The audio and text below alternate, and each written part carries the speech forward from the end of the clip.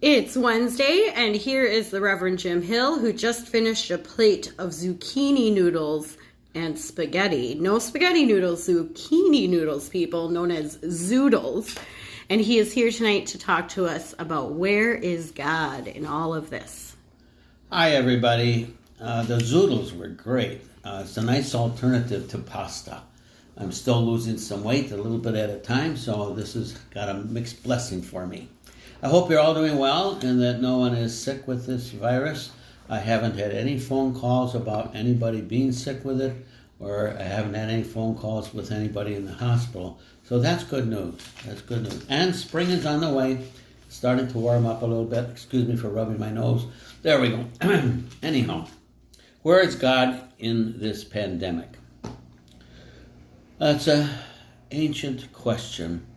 When there's ever a catastrophe or tragedy or a calamity of any sort, that people will eventually, in the process of healing and of grieving, stand back a moment and look at what happened and ask, where was God?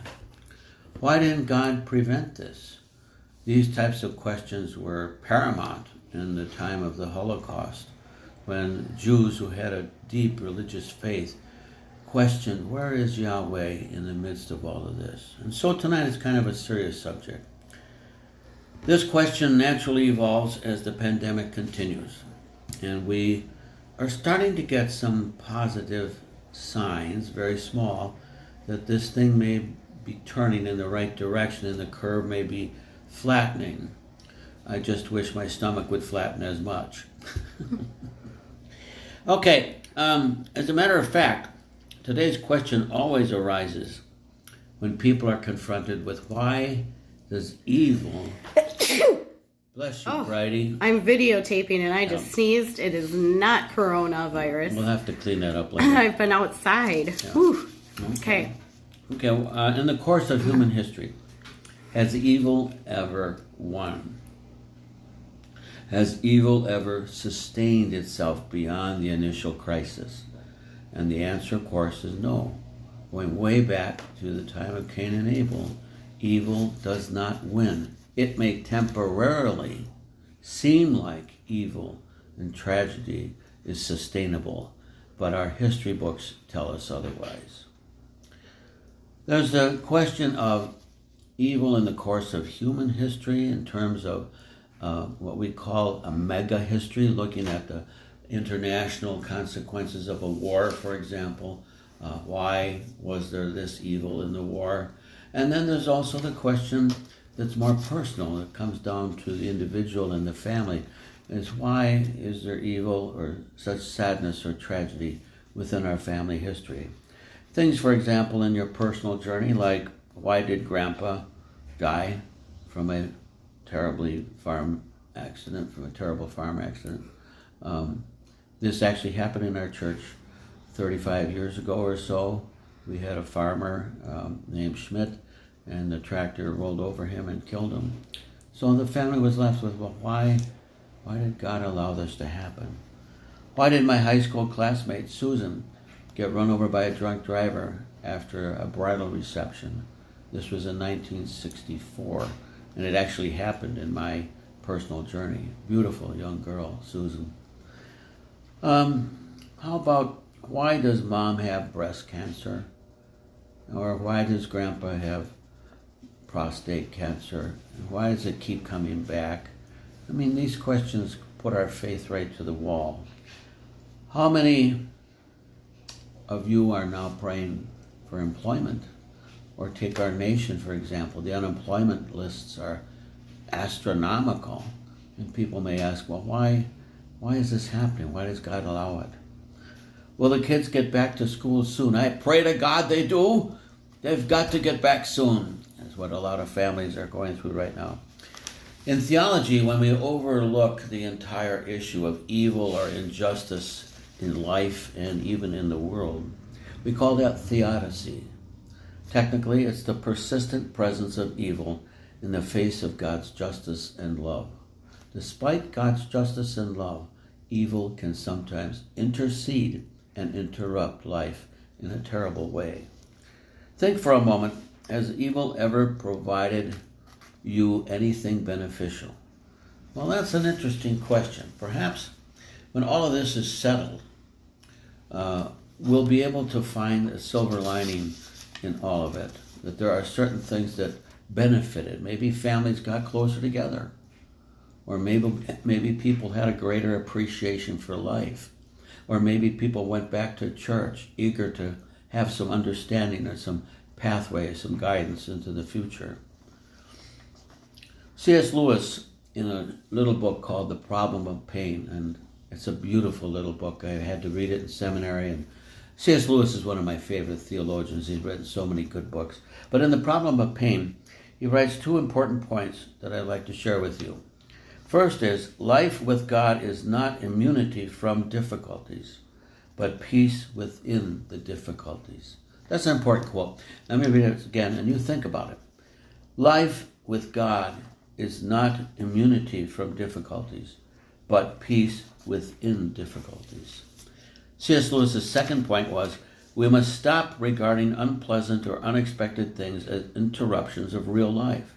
The truth is that interruptions are real life. In other words, these things are going to happen. They happened during your grandma and grandpa's lifetimes. They happened before them. They happened going back to biblical times, 3,000, 4,000 years ago. Interruptions will occur in life. The truth is that interruptions are real life, he says. Abraham was a fantastic leader, the first major leader in Old Testament times. He was a source of unity and harmony, bringing his people together to the call of what they called God back then, Yahweh. Let's travel back about 4,000 years ago to the land of Ur during the time of Abraham and his wife Sarai, who became Sarah. He and Sarah were called by God to leave their homestead in Ur to an unknown, unfamiliar land in Egypt. They were simply told by a command from God, pick up your stuff, your family, and go. Imagine the amount of trust they must have had, as well as the amount of fear of the unknown. Similar to the unknown of the time of Abraham is this pandemic. In the midst of this dramatic change, God remains always present, as he did to Abraham and Sarah. There's a long history, 4,000 years of history of God continuing to be a part of the people's lives and of our lives, The Abraham covenant is the one I'm referring to in Genesis. I will be your God, and you will be my people always, generation to generation. I will always be your God. We call that the always covenant. So when you ask the question, where is God in the midst of all of this? Or where is God with all of this tragedy happening? The answer is God is with us. God is with us. Not in the sense that physically present, but that God is spiritually always present and master of life.